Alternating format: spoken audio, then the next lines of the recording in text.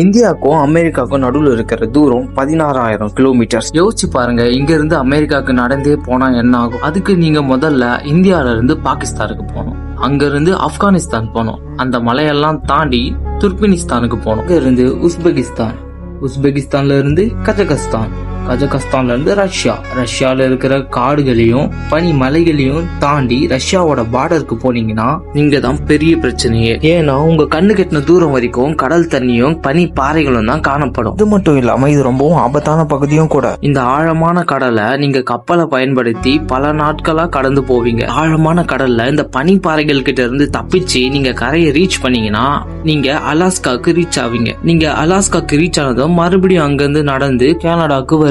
கனடாவில் இருக்கிற மலைகளையும் ஆபத்தான காடையும் கிராஸ் பண்ணீங்கன்னா இறுதியா உங்க இலக்கான அமெரிக்காவை ரீச் பண்ணுவீங்க. ஒன்னும் அவ்வளவு ஈஸி இல்ல. ஒரு நாளைக்கு 15 கிலோமீட்டர் நடந்தாலும் 20 வருஷம் ஆகும் நீங்க அமெரிக்காவை ரீச் பண்றதுக்கு. நீங்க அமெரிக்காவுக்கு நடந்து போவீங்களான்னு கமெண்ட்ல சொல்லுங்க.